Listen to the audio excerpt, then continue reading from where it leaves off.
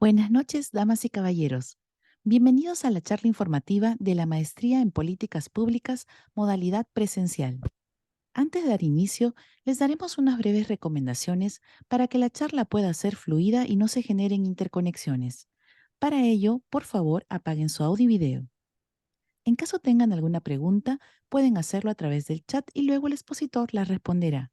Asimismo, les haremos llegar una encuesta a través del chat para que la puedan completar. Gracias. Ahora, para dar inicio, nos acompaña José Luis Ruiz, director de Maestrías y Programas de la Escuela de Gestión Pública de la Universidad del Pacífico. Adelante, profesor José Luis, bienvenido.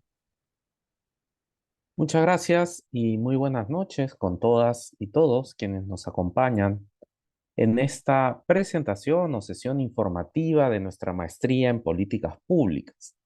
En esta primera parte del programa que tenemos preparado para esta noche, les quiero presentar a la Escuela de Gestión Pública como institución perteneciente a la Universidad del Pacífico, darles un sabor de lo que es la universidad, la Escuela de Gestión Pública, nuestra variada oferta de maestrías, programas y cursos, así como también presentarles la maestría en políticas públicas.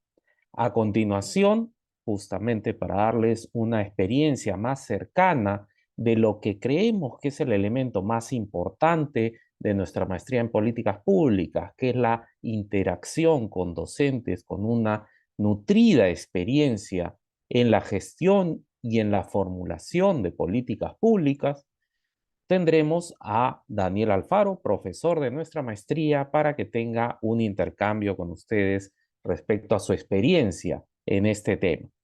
Finalmente, les presentaremos el detalle de nuestra maestría en políticas públicas y habrá espacio para un intercambio en términos de atender las preguntas que puedan tener sobre nuestra maestría. Comienzo presentándoles a la Escuela de Gestión Pública y cuál es el enfoque que creemos es relevante en el Perú de hoy para abordar temas relacionados con la gestión y las políticas públicas también. Creemos que la evolución de la sociedad nos lleva a un entorno en el cual se hace difícil pensar en esa noción de que haya problemas que debe solucionarlos el gobierno, como a lo mejor era una forma tradicional de decir, esto es un tema del gobierno. Y se generaba un poco esa metáfora que vemos al lado izquierdo de la diapositiva, donde el sector privado y la sociedad se enfocaban en lo que tenían que hacer y el Estado debía ocuparse de todos aquellos problemas públicos y atender las necesidades de los ciudadanos. Hubo incluso un artículo muy famoso de Milton Friedman, Premio Nobel de Economía, por allá por los años 70, que decía que al sector privado no se le debería pedir nada más que generar riqueza, generar empleo y pagar impuestos. El resto era tarea del Estado. Las sociedades han evolucionado y hoy día cada vez más creemos que es importante construir un entorno en el que se aplique el concepto de gobernanza pública.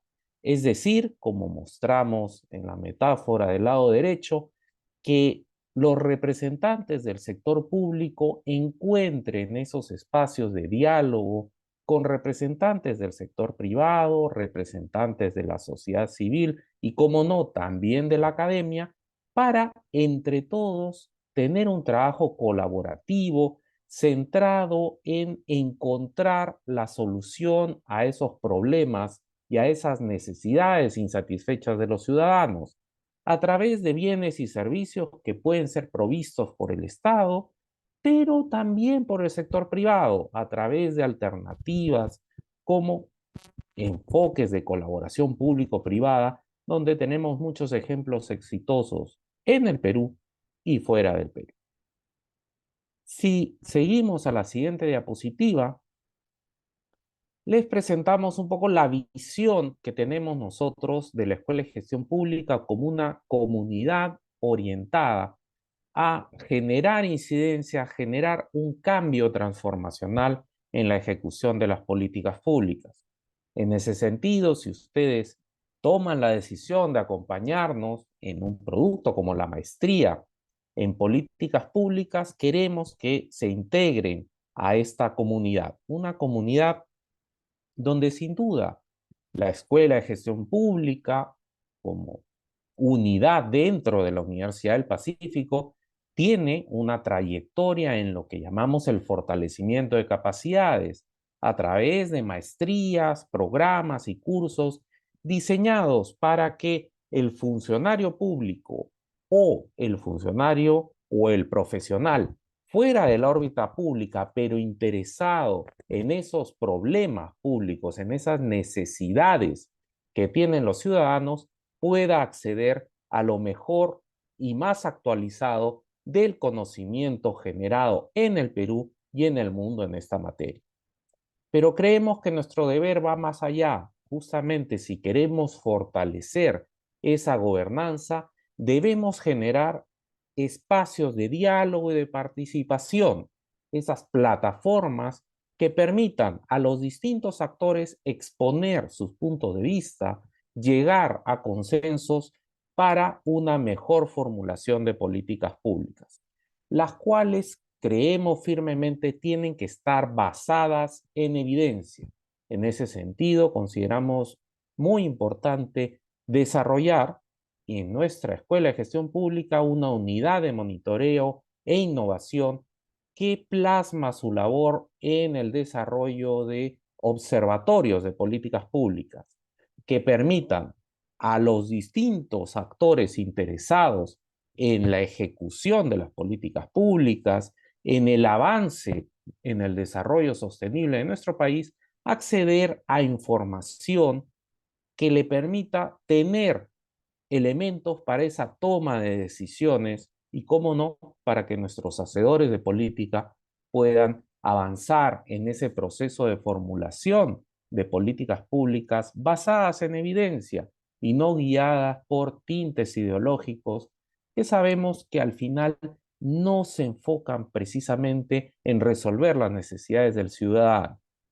Y por último, como entidad académica, creemos que este conocimiento, esta riqueza que se obtiene a través de de la discusión de distintos puntos de vista, tiene que sistematizarse y tiene que ponerse a disposición de las distintas autoridades y tomadores de decisión en forma de conocimiento aplicado, de manera que lo mejor de ese desarrollo académico se convierta en propuestas y recomendaciones que puedan ser implementadas para lograr esa mejor ejecución de nuestras políticas públicas.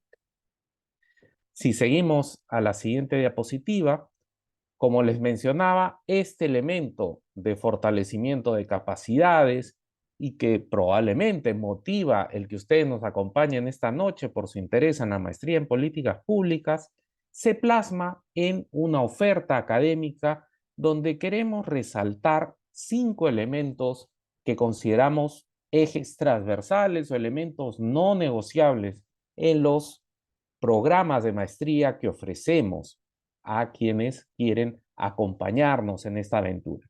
En primer lugar, consideramos vital un enfoque práctico del sector público y también de la interacción con el sector privado.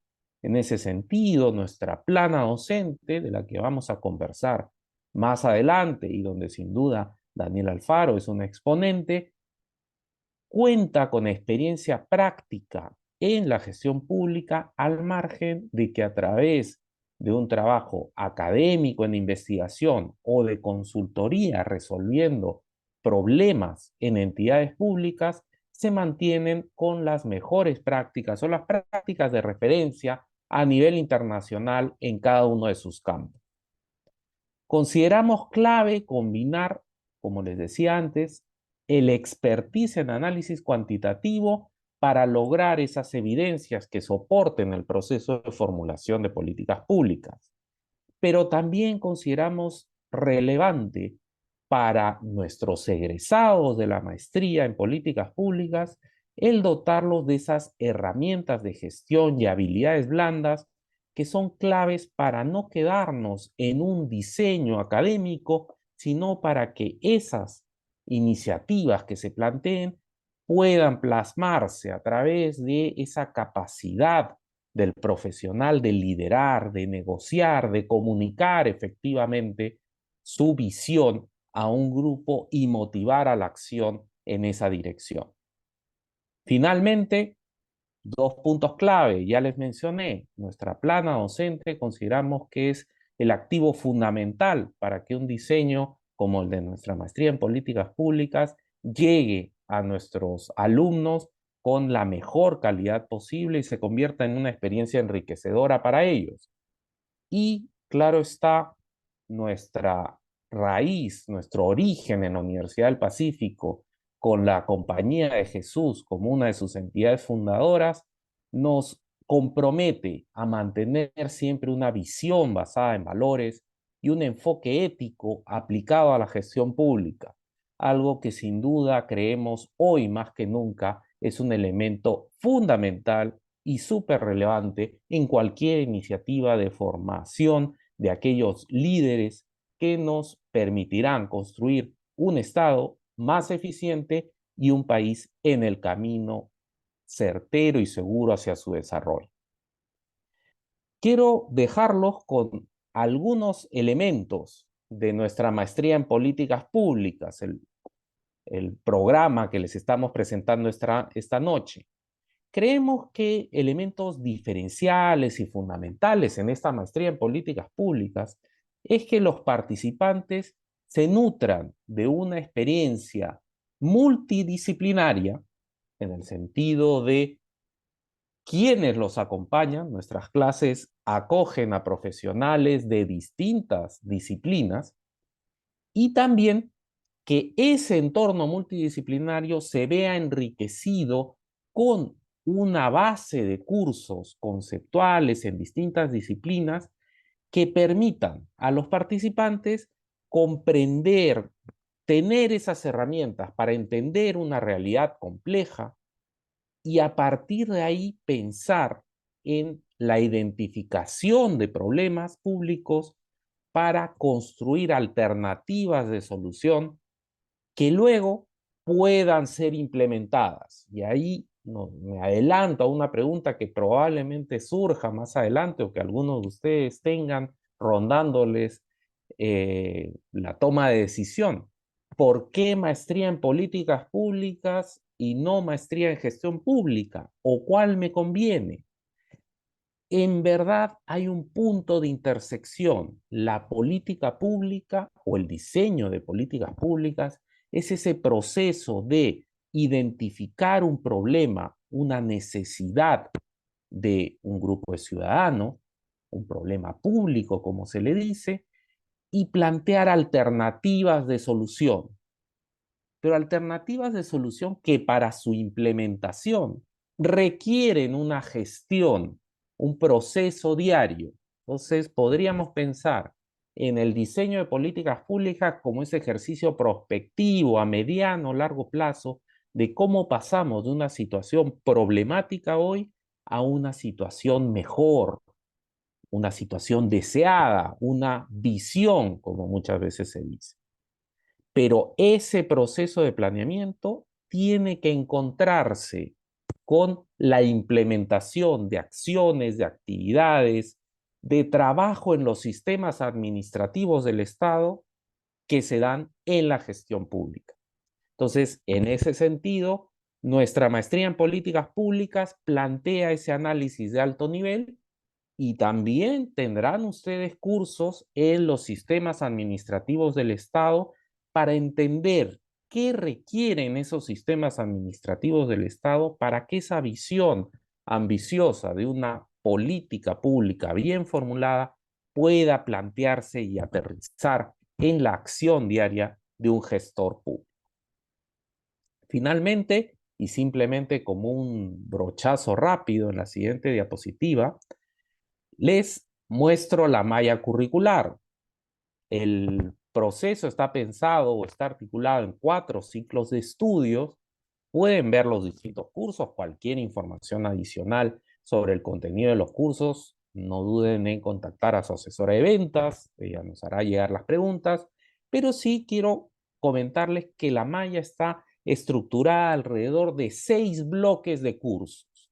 Un primer curso o primer bloque de varios cursos, como les decía al inicio, busca que estos participantes que provienen de diferentes disciplinas se encuentren en un lenguaje común, al proveerles de herramientas de análisis microeconómico, macroeconómico, de ciencia política, manejo de estadística, pensamiento estratégico, entre otros cursos que forman ese núcleo o core, si me perdonan la palabra en inglés, de conocimientos que sirven para que los profesionales que son parte de la maestría, independientemente de los estudios que traigan previamente, cuenten con un instrumental que les permita analizar y aportar desde su disciplina, pero con ese espacio para el entendimiento con sus compañeros. Otro bloque de cursos, y que los verán ahí quienes están familiarizados con la teoría del ciclo de las políticas públicas, desde la construcción de la agenda de las políticas públicas a la formulación, la implementación de las mismas. Otro bloque de cursos lo ven, y ahí creemos que es muy importante enfatizar el análisis de impacto, un problema que muchas veces se encuentra en las políticas públicas es la formulación de políticas sin un debido análisis de las consecuencias, o si hablamos de manera un poco más técnica, de los impactos que esas políticas pueden tener en distintos aspectos de la vida pública y privada, como por ejemplo el análisis de impacto regulatorio, cómo las regulaciones afectan o las nuevas regulaciones afectan al cuerpo regulatorio existente, el análisis de impacto fiscal, análisis de impacto ambiental y así sucesivamente. Otro bloque de cursos que consideramos importante es, si pensamos en políticas basadas en evidencia, cómo les damos las herramientas a través de métodos cuantitativos, cualitativos, metodología de investigación, para que cuenten con esa caja de herramientas para desarrollar o encontrar evidencias que puedan luego ponerse al servicio de la formulación de políticas públicas. Como les mencionaba también, verán en esta malla cursos de habilidades gerenciales, de ética en las políticas públicas que consideramos clave para esa formación integral de los profesionales. Y finalmente en el ciclo 4, verán que aparece ahí una sigla TAWP. Esos son cursos que denominamos tópicos avanzados de políticas públicas. La idea es en ese ciclo final presentarles a modo de seminario, de ciclo de conferencias, experiencias con profesionales de la política pública, experiencias, casos prácticos de aplicación de políticas públicas en el Perú y en otros países del mundo, para que tengan un mejor sabor de esa aplicación, todo lo aprendido, qué desafíos se encuentra cuando se lleva a la práctica en temas de mejora de la gestión pública, políticas de capital humano, políticas ambientales o políticas orientadas a promover la competitividad y productividad. La información está disponible para ustedes a través de distintos medios. Cualquier duda, cualquier consulta que surja, encantados de atenderla, pero no quiero extenderme más. Yo creo que la mejor forma de entender cómo es una maestría en la Escuela de Gestión Pública es justamente interactuando con nuestros docentes. Así que hasta aquí me quedo yo. Muchas gracias por su atención y devuelvo a la mesa de conducción para seguir con el programa. Muchas gracias por la presentación, profesor José Luis. Continuando con la charla, daremos pase a Daniel Alfaro, docente de la Escuela de Gestión Pública de la Universidad del Pacífico y ex ministro de Educación. Adelante, profesor Alfaro, bienvenido. Muchas gracias, Rocío y José Luis. Muy buenas noches con todas y con todos. Para mí es un gusto poder estar hoy día con ustedes para contarles un poco de lo que hacemos, de lo mucho que hacemos a lo largo de esta maestría, y para eso he preparado una presentación que nos puede dar mejores luces sobre cómo llevamos estas clases. Ahí ustedes me van a indicar, creo que ya la pueden visualizar, ¿cierto? Sí, Ok, he titulado a esta presentación El arte de colocar a las personas en el centro de las políticas públicas. Y es un arte porque tiene un poco de emoción, tiene un poco de razón y bastante de emoción. Digamos, el gestor público, el hacedor de políticas públicas, es alguien que tiene que estar en contacto permanente con las sensaciones que son cambiantes del ciudadano y retroalimentarlas para poder actualizar, hacer pertinentes todas las políticas públicas que vaya modificando o lanzando. Y entonces es importante entender cómo esto se puede ir construyendo continuamente, y eso es lo que un poco José Luis nos ha contado en este ciclo de construcción de políticas públicas. Entonces, para poder andar en este arte de centrar a las personas, es que les propongo esta idea, ¿no? Generar políticas públicas para cubrir las necesidades y expectativas de las personas y asegurar que estén al centro de las organizaciones públicas. Decirlo es fácil, hacerlo es complicado. Entonces vamos a desmenuzar un poco qué significa estas palabras, ¿no? Vamos a entender un poco qué significa generar políticas públicas. Bien, conceptos relacionados, hay problema público, siempre vinculado a una problemática del ciudadano y su entorno. La política pública, que puede ser una regulación, un bien, un servicio, que en una manera más estructurada, digamos, con una visión, con objetivos estratégicos, sectoriales, multisectoriales, se vuelve una política nacional. Ahí vamos a ver un ejemplo de eso. Y esta política nacional puede ser de un sector o de varios sectores. Si es de un sector, entonces va a tener un órgano rector, ¿no? Un órgano que va a poder decidir en el ámbito en el cual la Constitución, la Ley Orgánica del Poder Ejecutivo le han determinado actuar. Pero muchos de los problemas son en verdad transversales a los sectores, porque los ciudadanos viven en todos los sectores. Entonces, cuando volteamos las políticas para ver el problema del ciudadano, surgen las políticas nacionales multisectoriales, que ahora último están tomando una mayor presencia en el Estado justamente por esta manera y necesidad de colocar al ciudadano al centro. Y en ese caso se habla de conducción. Entonces, ahí es importante la articulación, ¿no? Cómo ustedes van comenzando a articular con otros sectores para dar vida y éxito a esta política. Y esa articulación pasa por conocer cómo funciona todo el Estado y no solo el sector en el cual estás.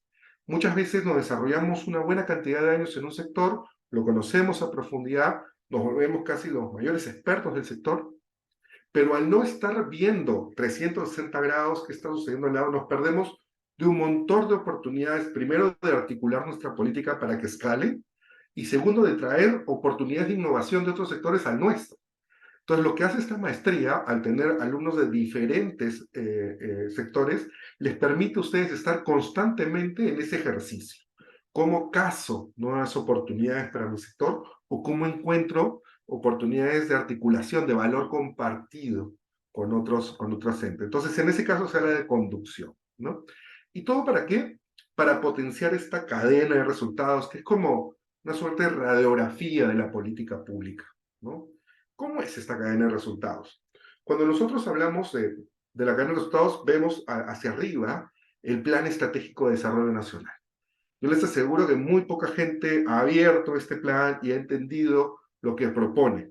Porque más allá de la visión al 2050, lo acabamos de actualizar este plan estratégico, ¿no? Más allá de eso, es una buena herramienta para darle continuidad a las políticas de Estado. Este plan parte del Acuerdo Nacional del 2002, que tiene 37 políticas de Estado, las cuales se tienen que implementar en todos los sectores. Entonces, eso baja hacia la política nacional. Y algo interesante con la última metodología que ha dado ese plan para construir estas políticas nacionales es que también ha pedido que contabilice los servicios que presta. Entonces, no solo tenemos objetivos prioritarios, sino la tangibilización de ese valor público, de esa oferta pública en servicios concretos. De ahí pasamos al PCM, que seguro en los sectores en los cuales ustedes trabajan es el guía, ¿no?, que plantea los objetivos estratégicos, las acciones estratégicas sobre las cuales se mide el día a día, ¿no? Hay una articulación intersectorial, ¿no? Intergubernamental, en la cual también bajamos hacia el nivel local y regional con los planes concentrados. Y finalmente están los famosos PI, los planes estratégicos institucionales, perdón, y el de más abajito es el POI, ¿no?, el de acciones operativas. Y todo este decantamiento, ¿no?, toda esta cascada de objetivos permite que las políticas de Estado puedan tener una conexión con el ciudadano del día a día. Si nosotros solo vemos esta cascada de arriba hacia abajo, vamos a perder mucho. Por eso, lo que hacemos en esta maestría es al revés, es estar en contacto con el territorio permanentemente para actualizar hasta la política de Estado, ¿no? Pero para hacer eso tenemos que conocer bien la cadena. Este es un ejemplo de una cadena, ¿no?, en donde tenemos, por ejemplo, para el caso de seguridad ciudadana, tenemos el insumo, que son efectivos policiales, vehículos policiales, que generan actividades, ¿no?, elaboración de un patrullaje, plan de patrullaje. Luego está el producto, que es este patrullaje conectado, ¿no?, integrado de la PNP con las municipalidades. Siempre han visto que hay esta discusión entre quién tiene la competencia de seguridad, claramente la PNP, pero complementariamente, por supuesto, con las municipalidades. Resultados iniciales: mejora la capacidad preventiva de la PNP porque tiene un aliado en el territorio, el Serenajo, ¿no? Aumenta en el resultado intermedio, aumenta las capturas y la desarticulación de bandas criminales. Eso puede ser una contability concreto, ¿no? Tengo un indicador que comienza en una base y va creciendo en el tiempo. Se puede demostrar objetivamente, ¿no? Resultado final: una reducción de la victimización. Personas que han sufrido algún asalto, ¿no?, por delitos que afectan a la población. Entonces, ese efecto ya es en el ciudadano. Se dan cuenta que la diferencia entre el resultado intermedio, ¿no?, y el resultado final es que ya estamos hablando de un beneficio concreto en el ciudadano. Y el impacto agregado es poder tener una mayor cohesión, una mayor bienestar y, por supuesto, paz social en el país. Pero como decía José Luis, estas evaluaciones de impacto tienen que tener una estrategia que se tiene que empezar desde que se diseña la política, porque hay que diseñar una línea base para poder medir en el tiempo los cambios de estado de esa línea base. Incluso esa línea base tiene que generar un grupo de control y un grupo de tratamiento para que justamente podamos ver cuál es la diferencia entre los que recibieron la intervención pública y los que no. Y en esa diferencia está todo el bienestar, todo el valor público que hemos podido generar, y lo podemos demostrar porque desde el inicio hemos pensado en su finalidad. También a nivel de articulación intergubernamental, como les contaba, primero tenemos el tema de territorio y gobierno y el tema de entidades públicas. Recuerden que hay todo un cascadeo desde las entidades nacionales, regionales, locales, que se dividen en provinciales y distritales, ¿no?, y alrededor la política institucional que las maneja. Y bueno, tenemos el cascadeo que hemos visto en la cadena de resultados, pero esta vez yéndonos desde la política nacional hacia los planes. Ahí José Luis decía que hay una gran intersección entre políticas públicas y gestión pública, ¿no? Esta es la intersección. Es decir, la gestión pública no podría actuar si no existe una política pública pensada en el ciudadano desde el inicio, con unas claras metas y con una visión inspiradora, ¿no? Si es que no se le da eso a la gestión pública no puede moverse. Y todo lo que tiene que mover es bastante, porque el PCM tiene que pasar por todos los planes de desarrollo concertados hasta el PI, ¿no? Y ese mismo cascadeo pasa en el cascadeo de la política nacional hacia abajo. Entonces hay una gran intersección, pero también hay una especialización de ambas. Y eso es lo que queremos potenciar en esta maestría, ¿no? Y como pueden ver, si bien hay un cascadeo hacia abajo, también hay uno hacia arriba, que es el más rico, es el más importante. Pero claro, si nosotros estamos en nuestro escritorio buscando en Internet, esto no va a pasar. El que hace políticas públicas está también en territorio, sale a la cancha, habla con la gente, siente lo que está pasando con el ciudadano día a día. Recuerden, hacer políticas públicas es un arte, no solo razón, también es emoción. Y esa emoción está en ser empáticos con el ciudadano para poder diseñar las mejores políticas públicas posibles, ¿no? Entonces, en esta articulación regional y local, que es una mirada regional, ¿no?, es donde justamente la política nacional recoge todos estos elementos, ¿no?, para poder abordar los problemas públicos del territorio y así guardar coherencia entre lo que se pide desde arriba de la política de Estado, que es un pedido abierto, digamos, ¿no? A la caracterización de ese servicio, que refleje la necesidad y expectativa del ciudadano a través de toda la cadena de resultados, ¿no? Eh, y en este concepto, ¿no? De generar políticas públicas para cubrir, ¿qué cubrimos? Necesidades y expectativas de las personas, ¿no? Siendo las necesidades algo básico, algo que necesitan para vivir, un derecho, ¿no? Pero también no solo cubre lo básico, sino que eso básico tiene una expectativa en su vida, una razón de ser, para algo sirve. Entonces, esa expectativa que termina siendo a veces muy subjetiva, también es importante recoger, porque no es solo el acceso, es también la calidad del servicio, ¿no? Entonces, esto es muy importante no solo por el lado de poder sustentar con todas las premisas que nos da CEPLAN, la Secretaría de Gestión Pública y todas las entidades rectoras en los sistemas que vamos a usar para cuestionar las políticas públicas, ¿no? No solo es importante por ese lado, sino porque también te da vistos de cómo finalmente vas a comunicar esto, ¿no? Porque si uno no sabe comunicar, si este servicio público no termina siendo parte del imaginario del público beneficiario, no termina en la conversación del día a día de ellos, en la conversación de su mesa, entonces no sirve, no existen. Por más que esté en un papel, en una ley, en un decreto, si es que el ciudadano no se ha empoderado de eso, no existe. ¿Y por qué no va a existir? Porque cuando se vayan ustedes del puesto o cambien gobierno, esa política simplemente va a desaparecer porque nadie la va a volver a reclamar. Entonces, por eso es importante conectar y que en la conexión se hable de la comunicación. Y en la comunicación no solo se hable sobre los beneficios, sino sobre los insights. O sea, ¿qué es la conexión? ¿Cuál es la conexión emocional que tenemos con esta población? Les quiero dar un ejemplo en el caso de ruralidad, ¿no? Este es un ejemplo que tuvimos en el Ministerio de Educación cuando sacamos la Política Nacional de Ruralidad, que es una de las primeras políticas en el nuevo marco del CEPLAN. Entonces, nos preocupamos mucho con CEPLAN, hacer la primera, nos preocupamos mucho porque pueda conectar, pueda sobrevivir, pueda darle justamente a lo que la educación rural necesita, ¿no? Entonces, la parte de investigación de la comunicación fue profunda. Y lo primero es que, por algo que les voy a decir al final, queríamos cambiar la mentalidad con respecto a la ruralidad, que siempre se le ve como un problema, ¿no? Cuando en verdad la ruralidad debería ser siempre una oportunidad. ¿Por qué? Vamos a ver. Porque existen 2 millones de estudiantes que están en la ruralidad, ¿no? De los 8 millones, 2 millones de niños y niñas adolescentes están estudiando en la ruralidad. Existe un ciclo de vida, ¿no? Cuando nosotros hacemos políticas públicas, a veces lo hacemos por funciones, dependiendo de cuáles son las competencias de cada sector. Pero las políticas ahora se tienen que pensar desde la trayectoria de vida de las personas. Entonces vamos a mirar qué pasa con una persona que nace en la ruralidad y entra al sistema educativo en la ruralidad, ¿no?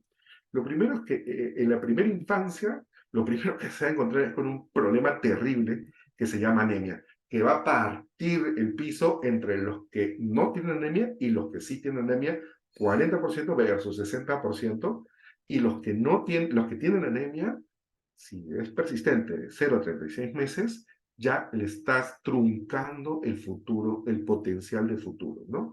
Entonces tenemos las estadísticas que nos dicen cuál es la brecha entre lo urbano y lo rural y cuáles son los niveles alarmantes de anemia para esta población.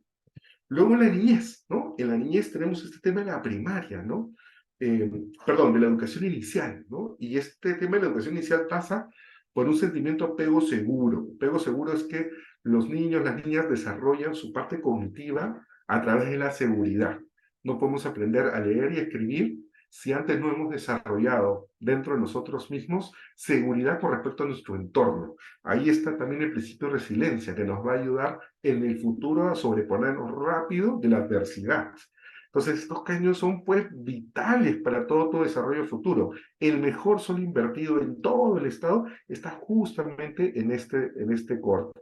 Y este corte está justamente transversalizado con una política de desarrollo infantil temprano, ¿no? Que tiene a varios sectores y justamente en lo rural son donde están los mayores retos. En el caso de educación, debido a la pandemia cayeron todos los accesos, pero el acceso a educación inicial fue el que más cayó. Retrocedimos 7 años. Pasamos a la primaria. Y en la primaria tenemos esta dispersión de aulas, ¿no? Por muchos lados a lo largo del territorio. ¿Por qué? porque la primaria sí se puede dar en una escuelita chiquita, que es unidocente, multigrado, ¿no? Entonces, para poder darle servicio a todas las comunidades, al final se generan estas unidades escolares muy lejanas, ¿no? Y esa lejanía es la que también les da precariedad en el acceso a recursos, internet, agua, luz y todos los recursos mínimos para aprender bien. Entonces tenemos una lejanía física, justamente por esta distribución grande. La lejanía también es digital, porque no tienen acceso, ¿no? 24% urbano versus 1,4% rural. Pues miren esa brecha enorme, ¿no? También hay una intercultural bilingüe, o sea, los que hablan castellano tienen mejores resultados de aprendizaje que los que hablan una lengua originaria. Nos paramos llenando la boca de que la diversidad cultural es nuestro activo de mayor valor, lo ponemos en toda nuestra publicidad en el extranjero, pero a la luz de estos resultados parece que no es así, ¿no? Entonces hay que ponerle también mucha más fuerza a este proceso identitario como la parte intercultural, ¿no? Y en la adolescencia tenemos esta transición lejana, ¿no? Porque lamentablemente hay menos secundarias que primarias en lo rural. De hecho, hay menos de la mitad, ¿no? Entonces, lo que se tiene que hacer, no, por cada 5 locales de primaria, perdóname, existe uno solo de secundaria, ¿no?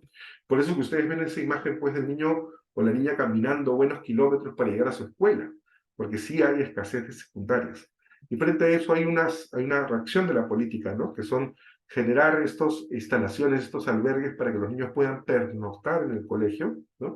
Y que así se pueda generar una mejor prestación de servicio, pero de todos los locales educativos, esto solo es el 1%, ¿no? Entonces ahí hay una gran brecha también por cerrar. Y ello pasa con la transición hacia la superior. Lo rural tiene mucho menos oportunidades que el urbano para justamente transicionar hacia un mundo, hacia la educación superior que te dé un acceso al mundo laboral y a la productividad de tu espacio mucho mayor, y justamente acá vemos ese resultado a largo plazo, ¿no? En el largo plazo, la productividad rural es mucho más baja que la urbana, justamente por las brechas que se ha estado dando en el tiempo. Pero no es solo un tema de cerrar la brecha, o mejor dicho, para cerrar la brecha necesitamos entender que nadie se debe quedar atrás, ¿no? Y todavía en la ruralidad tenemos una población muy fuerte de analfabetismo, ¿no? Y ese analfabetismo es justamente el olvido, ¿no? No está invisibilizada esta población que en el nacional, ¿no? Llega al 5,5%, pero que en lo rural es casi el doble, pues el 13,8%, ¿no? Entonces, 1 de cada 10 personas en la ruralidad de mayor de 15 años es analfabeta. Entonces, creo que ahí también hay una gran labor para justamente incorporar a todos. Recuerden que la lectura es un habilitador de derechos. Entonces, si estas personas no pueden leer, entonces están siendo despojadas de todos los derechos que la ciudadanía peruana les debe brindar. Y así pueden ver cómo existe en la transición puntos de dolor específicos que vive alguien en la ruralidad con las brechas frente al urbano, y sobre esto se puede construir una política que al cerrar esta brecha pueda prometer que sin importar dónde hayamos nacido, todas y todos podamos tener las mismas oportunidades. Y para eso tenemos que ver la ruralidad con otros ojos, ya no como lejana y pobre, sino como una suerte, un espacio de oportunidad, no solo porque nos dan los alimentos, los minerales y la manera para nuestro sustento, sino también porque tienen una sabiduría ancestral y también porque tienen el ejemplo de generar vida en entornos altamente adversos. Entonces, esta clase, estas formas de expresar la política sobre la base de lo que vive el ciudadano día a día, nos permite posicionar lo que estamos, el servicio que queremos prestar y darle la relevancia política. Esto es importante sobre todo en estos momentos. Tenemos un entorno altamente politizado y en donde a veces, vamos a decirlo así, el populismo lleva a tergiversar la necesidad, ¿no? Y para poder dotar, ¿no?, de facilismo en la generación de clientelismo, ¿no?, o otras modalidades de servidumbre, digamos, frente a su electorado, los políticos transgreden, traspasan, ¿no?, esta necesidad técnica de poder valorar las necesidades por su real dimensión, generar políticas que las atiendan de la mejor manera. Pero hasta ahorita les he dicho, vamos a diseñar excelentes políticas y les he dicho, conecten al ciudadano. Ahora la pregunta es, ¿cómo lo hacemos?, ¿no? Entonces también tenemos énfasis, esta es la intersección con gestión pública, tenemos un alto énfasis en cómo poder hacerlo usando las últimas herramientas que tiene el Estado para ello. Ahorita existe una política nacional de modernización de la gestión pública, se acaba de actualizar en 2030 y nos da una set de herramientas muy interesantes para ello. Muchas de estas herramientas son cursos específicos dentro de la malla curricular, pero son también espacios que nos van a permitir madurar nuestra oferta para poder generar el impacto que queremos generar, ¿no? Entonces, por ejemplo, simplificación administrativa, básicamente reducir tiempo, que es lo más valioso que tenemos ahora, y que nuestros ciudadanos puedan hacer sus trámites en el menor tiempo posible. Calidad de las regulaciones, hay un análisis de impacto de calidad regulatoria muy importante como parte de la malla, justamente para ver de todos los caminos que yo tengo, cuál es el más efectivo, cuál es el más costo eficiente y cuál es el que genera mayor impacto y no duplica esfuerzos, ¿no? En el mejor de los casos, complementa esfuerzos. Gobierno abierto es uno de los más lindos, ¿no? Porque el gobierno abierto tiene que ver no solo con la parte de tecnologizar o digitalizar el servicio, ¿no? Que es una fuerte parte, sino con tener un contacto directo con el ciudadano para poder retroalimentar las políticas de manera en tiempo real, digamos, ¿no? Hay un comité de gobierno abierto, ¿no? En donde, por ejemplo, está Elsa Galarza, nuestra líder dentro de esta escuela de posgrado, ¿no? Y que junto con otros especialistas están ayudando al gobierno a poder justamente ver cuál sería el siguiente gran paso en poder acercarse a la ciudadanía. Coordinación interinstitucional es algo que se ve muy poco, pero que les dije al principio, esta capacidad de poder ver 360 con quién articular y cómo generar mayor escalamiento de mis propias políticas. Algo que ustedes ya saben, que es estructura, organización y funcionamiento. Digo, lo saben porque ustedes, muchos trabajan en el sector público y ya están inmersos en una estructura, ¿no? Lo que se conoce como el ROF, ¿sí? Pero el ROF no solo es como un distribuidor de funciones, sino que te permite identificar mejor quién tiene la competencia para articular.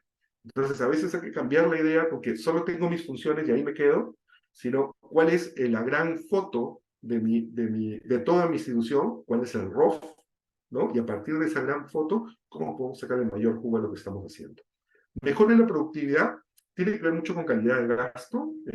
También vamos a ver en esta cadena de resultados cómo actúan, por ejemplo, los programas por resultados, PPR, P por R, y todo lo que saque calidad de gasto del MEF. Y eso va a ser bien importante porque ahí están los recursos, la forma cómo se distribuyen los recursos, cómo se elaboran presupuestos públicos.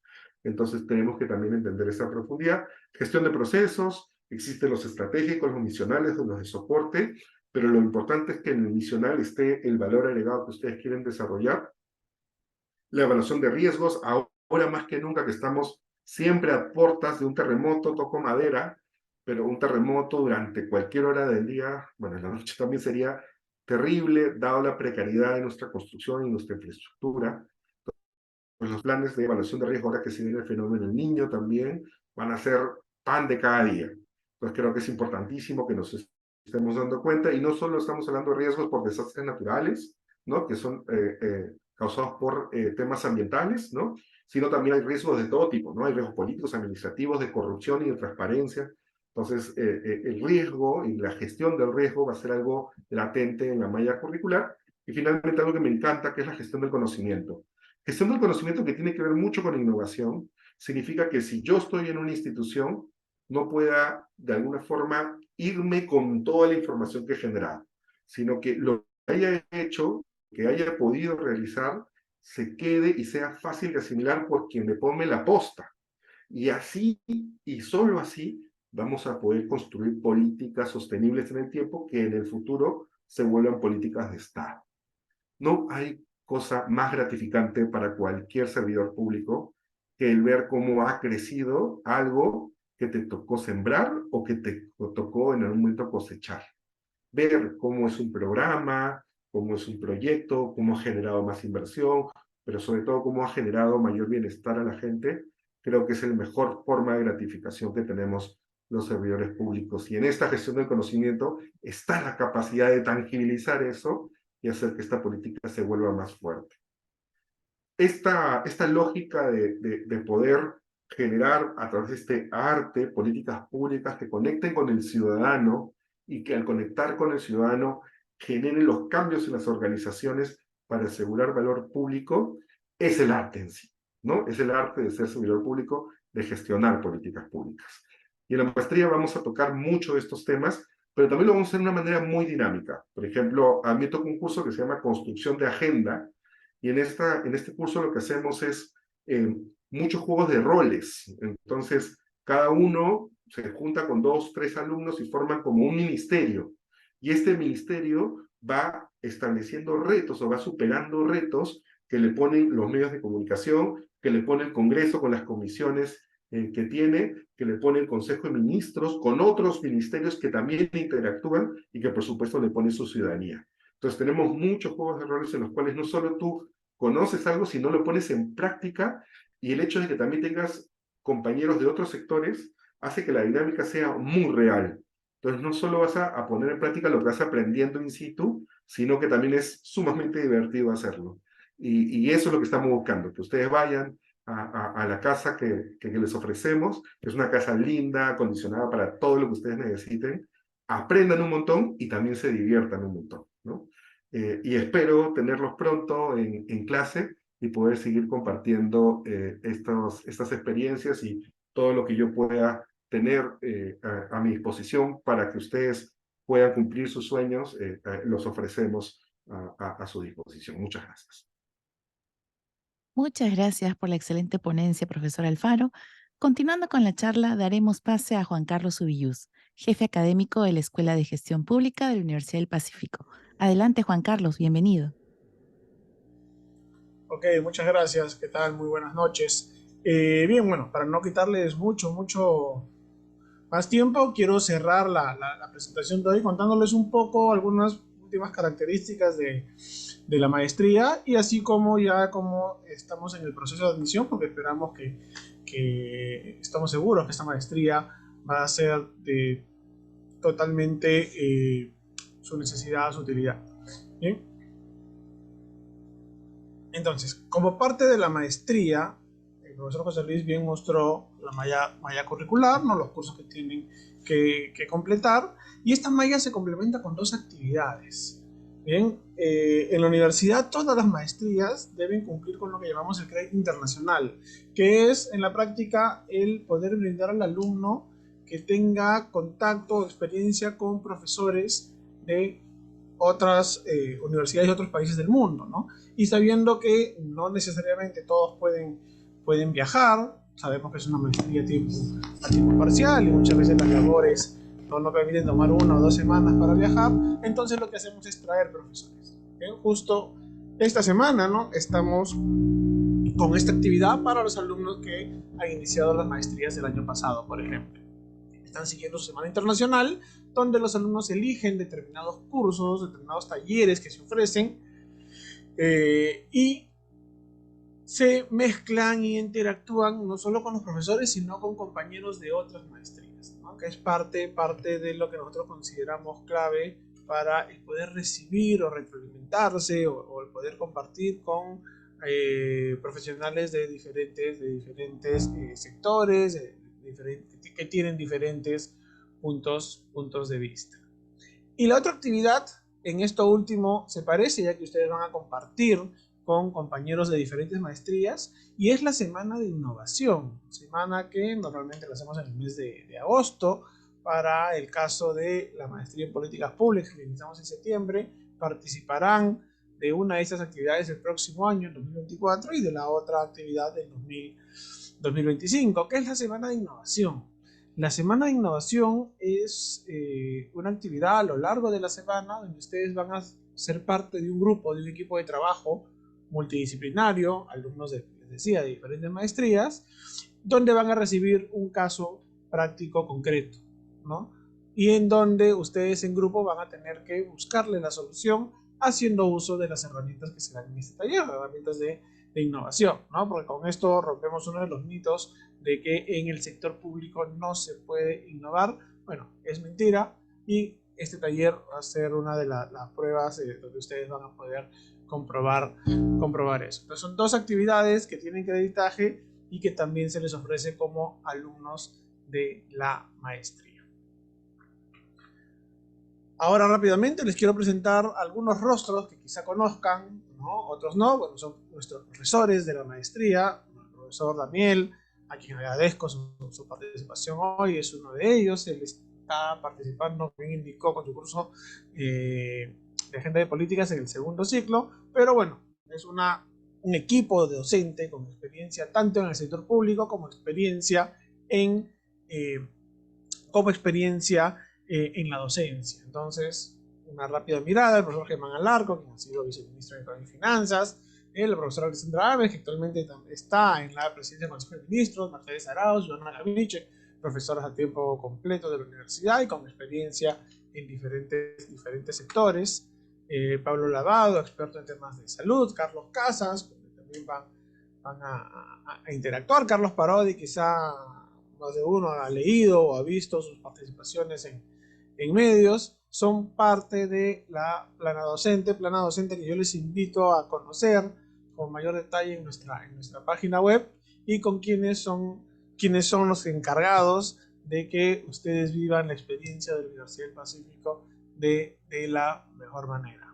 José Pérez Guadalupe, que ha sido ministro del Interior, Miguel Peralé, Juan Carlos Pasco, Juan Suito, experto en APPs, y esta es una mirada rápida a la que es nuestra plana docentes que ustedes van a tener en sus aulas.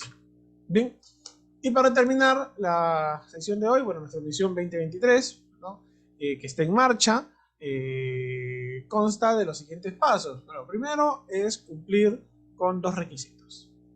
El ser bachiller universitario, que es un requisito dado por ley, lamentablemente esto no se puede obviar, y bueno, el tener experiencia laboral mínima de 3 años. ¿Por qué esto? Porque para nosotros en la universidad sabemos que es muy importante y muy útil el llevar una maestría teniendo experiencia laboral, ¿no? Experiencia en su ámbito profesional. Se aprovecha más ya que les permite recibir de mejor manera todo el conocimiento que les va a trasladar de nuestros profesores y de sus compañeros, y así también permite que ustedes compartan con ellos. Esta interacción es muy valiosa, por eso es que en nuestras maestrías, en todas nuestras maestrías, pedimos que quienes van a estudiarla tengan cierta cantidad de años mínima de experiencia profesional. Cumpliendo los 2 requisitos, para iniciar el proceso hay que presentar un expediente de postulante, un expediente muy sencillo. Los invito a que se contacten con nuestros asesores para que los orienten en qué documentos se deben adjuntar a este expediente. Entiendo, es la copia del DNI, un CV de acuerdo al formato que tenemos en la universidad y una carta de motivación. La carta de motivación es parte de este expediente. ¿Por qué quieren llevar la maestría? ¿Por qué quieren estudiar en la Universidad del Pacífico? ¿Hacia dónde quieren ir después cuando sean ya graduados de esta maestría? Completando los documentos, se les programa una prueba de aptitudes, aptitud numérica, aptitud verbal, para que luego con todos los resultados entren a lo que es la entrevista personal. Bien, entrevista con la dirección de la escuela y luego de ello se indica su admisión a la maestría. Las inscripciones cierran el 28 de agosto, ya estamos a poco más de un mes. La inversión por la maestría es de 45.900 soles, pero la universidad les da la posibilidad de financiar todo este monto de manera directa con nosotros sin intereses. Les pido contacten con nuestros asesores, reitero, quienes ellos les pueden dar todas las opciones que tiene la universidad para que ustedes puedan financiar su maestría a lo largo de sus estudios sin intereses, reitero. El horario de clases va a ser los días lunes y miércoles de 6:40 a 10:40 de la noche. ¿Bien? En la dinámica que tenemos en las maestrías de la Escuela de Gestión Pública es el estudiar, digamos, todo el año. ¿A qué me refiero con estudiar todo el año? Para completar la maestría se tienen que cumplir las 768 horas que indica la ley universitaria. Entonces, esas 768 horas las distribuimos a lo largo del año, porque sabiendo que son profesionales que están trabajando, no pueden dedicarse exclusivamente a estudiar. Entonces tenemos las clases en la noche, 2 veces por semana, y los cursos y los ciclos van apareciendo, avanzando con el paso del tiempo, ¿no? Llevan 2 cursos a la vez. Una vez que termine el ciclo, tenemos una pequeña para de 1 a 2 semanas y a las 2 semanas estamos retomando clases. Bien, algunas paras también solemos tener ahora a mitad de año, una semana, a fin de año un par de semanas con fiestas, pero después ustedes van a tener que seguir con sus actividades. Por ejemplo, ahora que iniciamos en el mes de septiembre, pararemos en la quincena de diciembre, 1 o 2 semanas, y la segunda semana de enero, más tardar, ya estamos otra vez en aula para continuar con nuestra maestría y poder cumplir con el plazo de los 24 meses lectivos en la cual programamos nuestra maestría. Reitero, las clases inician el 4 de septiembre, así que los invito a contactar a nuestros asesores para poder iniciar su proceso de admisión. Bien. Como bien les indicó Rocío, cualquier duda que ustedes tengan, por favor, los invito a colocarla en el chat y poder absolver todas las dudas y que ya tengan todo claro para poder ser parte de nuestra escuela de gestión. Muchas gracias, Juan Carlos. Continuando con el evento, daremos inicio a la ronda de preguntas. Estimados participantes, los invitamos a seguir haciéndonos llegar sus consultas a través del chat. Asimismo, les agradecemos responder la encuesta compartida allí también. Bueno, durante la presentación nos ha llegado una pregunta de Magdalena Valeriano. Nos pregunta, ¿se ha considerado algún porcentaje de beca para los primeros puestos? No, lamentablemente actualmente para esta maestría no tenemos aún un plan de becas. Igual cualquier información se las hacemos llegar, pero en este momento no tenemos una oferta de becas para esta promoción. Perfecto, nos dice también si van a tener acceso a la biblioteca de la universidad. Claro que sí, como parte de alumnos de la universidad van a poder gozar de todos los servicios que tenemos. El profesor Daniel bien decía, ¿no? Van a poder conocernos en nuestra casa. Bueno, el campus en Jesús María tiene todas las comunidades y van a poder hacer uso de todos los servicios, salas de estudio, biblioteca, ser parte de nuestra red de alumnos y exalumnos, lo cual les permite participar en una serie de actividades que Charia organiza. Así que todos los servicios que ustedes, todo lo que requieran para poder seguir de la mejor manera su maestría, lo van a tener. Gracias. Magdalena también nos pregunta acerca del segundo idioma. ¿Es necesario contar con una certificación de un idioma adicional para acceder a esta maestría? Para acceder, no. El segundo idioma efectivamente es necesario por ley para obtener el grado de maestro, ¿no? El grado que se otorga al completar la maestría. Para obtener este grado nosotros pedimos que cumplan 3 requisitos. El primero es completar su creditaje, bien, que es completar la malla curricular, más estas actividades de Semana Internacional, Semana de Innovación. El tener el nivel de idioma, que ahora les explico brevemente un poco cómo es la exigencia en la universidad, y el presentar finalmente su trabajo de investigación y sustentarlo ante un jurado. Sobre el idioma, nosotros lo que pedimos es en lo que es inglés, que es el idioma que valida el 99% de nuestros alumnos, un nivel de principio de intermedio, ¿no? Nuestro centro de idiomas tiene una escala, ¿no? Que va del CL1 al CL12, ¿no? Desde el inicio hasta el nivel avanzado. Lo que nosotros pedimos es que hayan aprobado lo que es el CL4, ¿no? Que lo podríamos comparar, o quizá un idioma un poco más que lo pueda hacer más familiar, es un principio de intermedio en lo que es inglés. Para validarlo se les toma como parte de la maestría el examen de inglés. Muchas gracias. Tenemos una pregunta de Iván Cosavalente. Bueno, son 2 preguntas. Empezamos con la primera. Nos dice, el Perú ha recibido apoyo de la OCDE y otras instituciones, por lo que actualmente tiene buenos instrumentos de gestión. Sin embargo, el principal desafío es la implementación y la evaluación de la política. ¿La maestría contempla desarrollo de casos de éxito y de fracasos de implementación y soluciones en países comparables?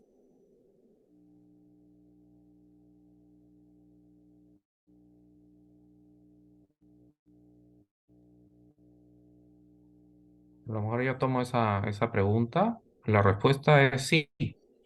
En general, nuestros docentes y lo mencionaba en esos cursos de tópicos avanzados de políticas públicas, pero también a lo largo de el resto de cursos se trata de poner a disposición de los alumnos no solo conocimientos teóricos o marcos conceptuales, sino también experiencias prácticas, algunas de ellas del Perú y en otros casos prácticas de referencia internacional. Gracias. Su segunda Si me pregunta es, permites sí, solo claro, complementar adelante. rápidamente, perdona, Rocío, es que también lo importante es que toda esta data generada en el impacto de las políticas eh, se sepa cómo trasladar a diferentes actores, ¿no? Entonces, muchas veces nos quedamos a veces en los grandes números y no sabemos cómo calibrarlos para lograr el objetivo de la política en cada actor. Me refiero a que una cosa es soltar un número para medios, otra cosa para un congresista, otra cosa para un gobernador regional. Entonces, sacarle el máximo jugo a esta evaluación de impacto depende de nuestro entendimiento del mapeo de actores con los cuales desarrollamos la política. Lo que permite la maestría es justamente desarrollar esas habilidades. Muchas gracias. Tenemos la segunda pregunta que nos dice, en métodos cuantitativos, ¿se va a desarrollar metodologías de evaluación de impacto y se utilizarán software como R, Python o Stata?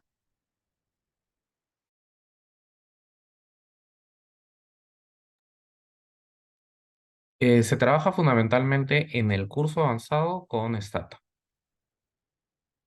Muchas gracias Iván también por la pregunta, esperamos haberla resuelto. Tenemos ya para cerrar nuestra ronda de preguntas, tenemos una última pregunta. Nos dice, ¿es necesario tener experiencia en el sector público para llevar la maestría? No, no es exigible que la experiencia profesional sea exclusivamente en el sector público. En las distintas maestrías de la escuela suele haber alumnos que su expertise es en el sector privado y, digamos, interactúan con el sector público, tienen el deseo de ingresar a él, así que si se da esta posibilidad, no se exige que la experiencia sea en el sector público. Muchas gracias. Bueno, esas fueron todas las preguntas que tenemos hasta el momento. Les cedo el micro, Juan Carlos, para las palabras de cierre.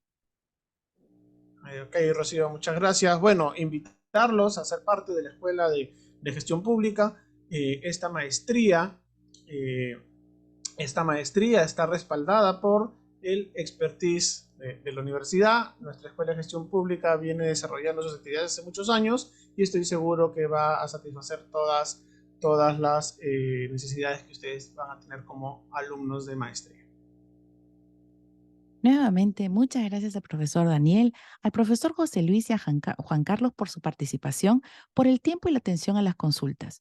Muchas gracias también a las personas que se han conectado. Aquellos que no han podido llenar la encuesta, les agradecemos realizarla en estos momentos.